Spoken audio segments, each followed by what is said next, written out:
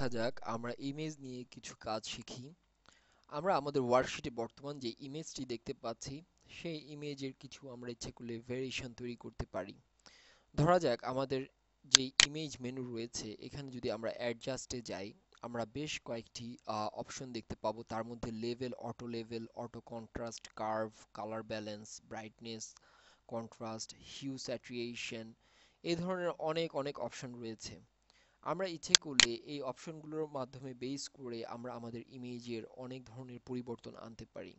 ধরা যাক আমরা যদি ইমেজে এসে অ্যাডজাস্টে অটো লেভেল করি তাহলে মূলত আমরা আমাদের ইমেজের একটি পারফেক্ট যেই কালার ডেপথ রয়েছে তার একটি অপশন আমরা অন করে দিলাম। অর্থাৎ এর মাধ্যমে মূলত আমাদের ইমেজের কালারগুলো বর্তমানের যে ওয়ার্কশিট রয়েছে তার সাথে কম্বিনেশন করে তার সাথে সমন্বয় সাধন করবে। আমরা যদি ইমেজে আসি, অ্যাডজাস্টে আসি এবং কার্ভ অপশনটি সিলেক্ট করি, এই কার্ভ অপশনটি সিলেক্ট করলে মূলত আমরা এখানে একটি কার্ভ উইন্ডো পাবো। এই উইন্ডোর মাধ্যমে মূলত আমরা আমাদের ইমেজের লাইট বাড়াতে কমাতে পারবো। দেখা যাচ্ছে যে আমরা যে কার্ভ মুভ করছি এর মাধ্যমে মূলত এখন আমরা কালার বাড়িয়ে দিলাম, অর্থাৎ এর ডেপথ বাড়িয়ে দিলাম। আবার এভাবে মূলত আমরা কালার ডেপথ কমাতে বাড়াতে পারি। এবং এই কার্ভটি মূলত ম্যানুয়াল সিস্টেম, অর্থাৎ আমরা এখানে সিএমওয়াই কে কালারকে অ্যাডজাস্ট করছি কিন্তু এই কার্ভের মাধ্যমে আমরা ইচ্ছা করলে কার্ভে আরো পয়েন্ট নিয়ে এর ভেরিয়েশন ঘটাতে পারি। আপনারা অলরেডি দেখতে পাচ্ছেন ইমেজের অনেক পরিবর্তন। এভাবে মূলত আমরা ইমেজকে অনেকভাবে পরিবর্তন করে নিতে পারি, আর ওকে করলেই মূলত আমাদের ইমেজটি ওই ফরম্যাটে চলে যাবে। এছাড়াও ইমেজ লেয়ারে এসে অ্যাডজাস্টে এসে আমরা যদি কালার ব্যালেন্সে যাই,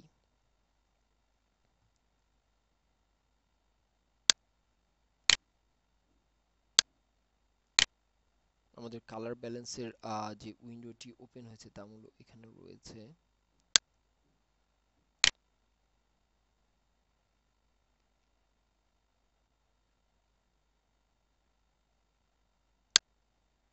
সরি, উইন্ডোটিকে মূলত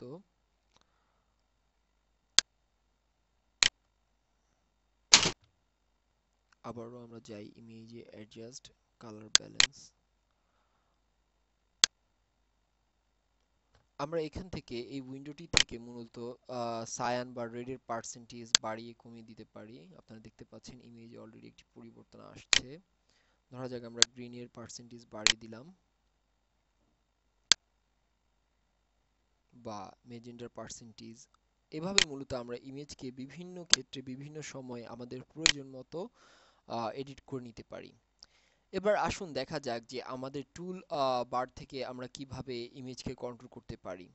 আমাদের টুল বক্সে অ্যারো পয়েন্টার সিলেক্ট থাকা অবস্থায় যদি আমরা ইমেজের মাঝখানে আর আমাদের পয়েন্টার রাখি, এই অবস্থায় মাউসের লেফট বাটন প্রেস করে যদি আমরা ঘুরাই তাহলে মূলত আমাদের ইমেজটিকে আমরা মুভ করতে পারবো যে কোনো সময়।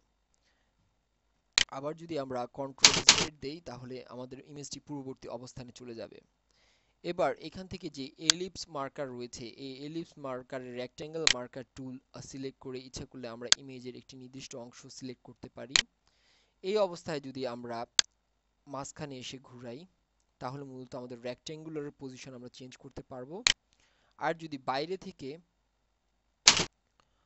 থেকে কন্ট্রোল ধরে রেখে লেফট বাটন প্রেস করে যদি আমরা ঘুরাই তাহলে মেইন ইমেজটি আমরা মুভ করতে পারবো।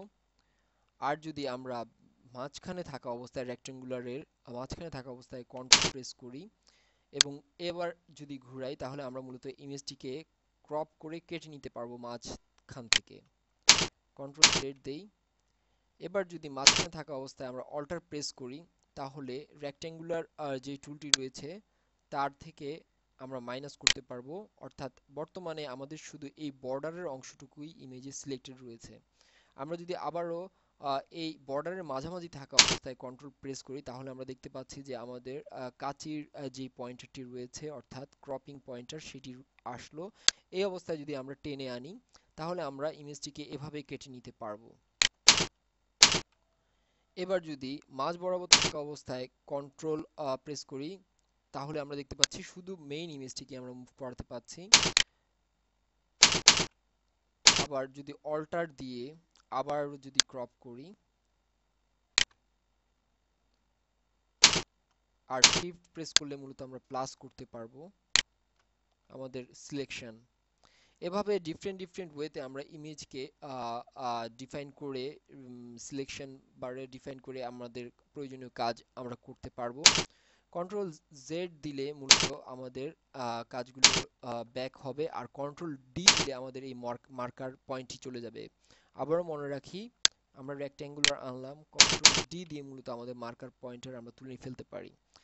আর যদি মার্কার পয়েন্টার থাকা অবস্থায়, এই রেক্ট্যাঙ্গুলার টুলের মার্কার পয়েন্টার থাকা অবস্থায় আমরা এখানে আসি এবং এলিপস টুলস নেই এবং অল্টার প্রেস করি, তাহলে আমরা ইচ্ছে করলে কম্বিনেশন ওয়ার্ক করতে পারবো।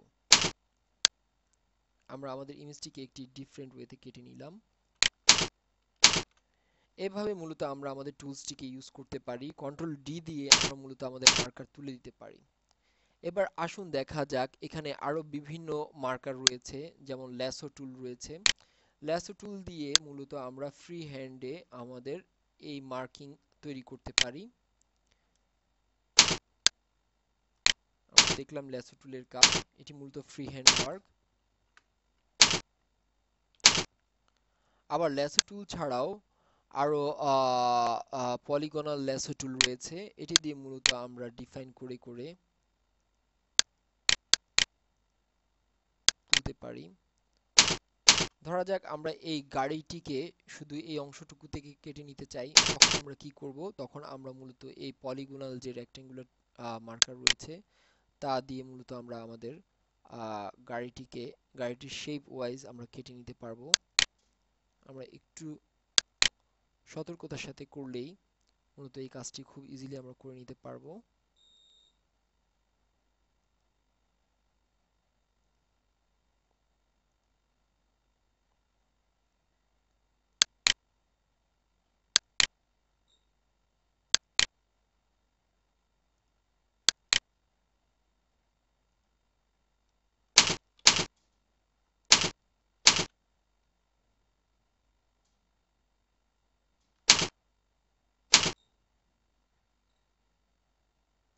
আমাদের মার্কিং করার সময় যদি কোনো ভুল হয়, তাহলে আমরা ব্যাক স্পেস দিয়ে মূলত তাকে ব্যাক করতে পারবো।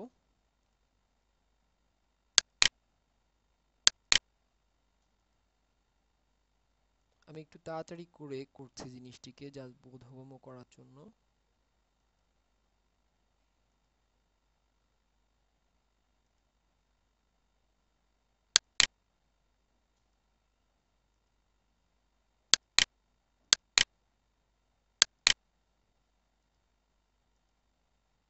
এভাবে খুব ফাস্টলি আমরা মার্কিং করে আমরা এই গাড়িটিকে মূলত আলাদা করে ফেললাম। আমরা দেখতে পাচ্ছি কন্ট্রোল ডি দিয়ে ইচ্ছে করলে আমরা সেই মার্কার তুলে নিতে পারবো। কিন্তু একটা জিনিস মনে রাখতে হবে যে এই যে আমরা ব্যাকগ্রাউন্ডের উপর থেকে আমাদের ইমেজটি ব্যাকগ্রাউন্ড লেয়ারে রয়েছে, এই ব্যাকগ্রাউন্ড লেয়ারের উপর থেকে যে গাড়িটিকে আমরা সরিয়ে নিলাম, এটি এখন আমাদের লাল গাড়িটির উপর অবস্থান করছে। আমরা ইচ্ছে করলে যদি এই চাই যে মুভ করাতে, আমরা তা করতে পারছি না। অর্থাৎ আমরা যদি এখন সবুজ গাড়িটিকে সরাতে চাই, সেই আবার মার্কিং করে করে ধীরে ধীরে সরাতে হবে। কিন্তু এখানে একটি ব্যাপার লক্ষ্য রাখতে হবে যে তাহলে আমাদের এই লাল যে গাড়ির অংশ বিশেষগুলো রয়েছিল তা মুছে যাবে। তো আমরা কিভাবে শুধু সবুজ গাড়িটিকে আলাদা করতে পারি এবং যে কোনো সময় যে কোনো স্থানে মুভ করতে পারি, সেক্ষেত্রে আমরা কি করব? তো আসুন আমরা হিস্ট্রি প্যানেলের সহায়তা নেব। হিস্ট্রি প্যানেলের লাস্ট যে অংশটুকু রয়েছে, যে আমরা মুভ করেছিলাম, সেখানে যাই। আমরা দেখতে পাচ্ছি আমাদের মার্কার আবার আগের অবস্থানে ফেরত এসেছে। আবার পলিগনাল ল্যাসোতে আসি, অর্থাৎ এই অংশতে আসলাম। এই অংশতে আসা অবস্থায় আবার আমরা লেয়ারে চলে আসব। লেয়ারে এসে আমরা যদি কন্ট্রোল ব্যাকগ্রাউন্ড লেয়ারে থাকা অবস্থায় কন্ট্রোল সি দেই, তাহলে শুধু মাত্র এই যে মার্কিং পয়েন্টটি রয়েছে সেখান থেকে আমরা মূলত গাড়িটিকে কপি করলাম। এবার কন্ট্রোল ডি দিয়ে আমরা আমাদের পয়েন্টটা তুলে ফেলি।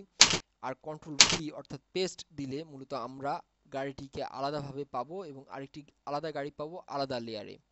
এখন দেখা যাচ্ছে যে ব্যাকগ্রাউন্ড লেয়ারেও সবুজ গাড়িটি রয়েছে এবং লেয়ার ওয়ানেও সবুজ গাড়িটি রয়েছে। এখন যদি লেয়ার ওয়ান সিলেক্ট করে যদি আমি আমাদের মাউস পয়েন্টার মুভ করাই, অর্থাৎ এখানে পয়েন্টার অ্যারো অবশ্যই সিলেক্ট থাকতে হবে, তাহলে আমরা দেখতে পাচ্ছি যে আমরা এই গাড়িটিকে যে কোনো অবস্থানে মুভ করতে পারছি এবং সরিয়ে নিলে আমাদের পূর্বে যেই ছবিটি রয়েছে তা মুছে যাচ্ছে না। এভাবে লেয়ারের ওয়ার্ক করতে পারি। আর ব্যাকগ্রাউন্ড লেয়ারটাকে যদি আমরা এখানে ক্লিক করে ধরে উপরে নিয়ে এসে ছেড়ে দেই, তাহলে আমরা দেখতে পাচ্ছি,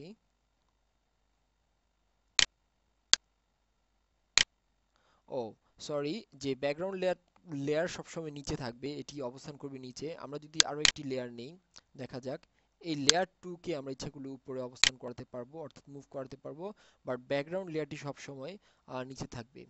তা আমরা আমাদের লেয়ার ডিটেলস লেসনে আমরা আরো এই লেয়ার সম্পর্কে জানবো আশা রাখি। তো আমরা জাস্ট দেখলাম যে ডিফারেন্ট ডিফারেন্ট লেয়ারে থাকলে কি সুবিধাদি পাওয়া যায়। তবে এখন আমাদের লেয়ার 1 সিলেক্ট আছে, এই অবস্থায় যদি আমরা ব্যাকগ্রাউন্ড লেয়ার সিলেক্ট করে আমরা যদি মুভ করাই, তাহলে কিন্তু এখন ব্যাকগ্রাউন্ড লেয়ার মুভ হচ্ছে, কিন্তু লেয়ার 1 লেয়ার 1 এর অবস্থানেই রয়ে যাচ্ছে। কিন্তু আমরা যদি লেয়ার 1 কে মুভ করাতে চাচ্ছি, তাহলে লেয়ার 1 কে অবশ্যই সিলেক্ট করে তারপর মুভ করাতে হবে। আমরা আমাদের পরবর্তী লেসনে আরো যে কালার অ্যাডজাস্টিং রয়েছে তার সম্পর্কে একটু ডিটেল ধারণা পাবো।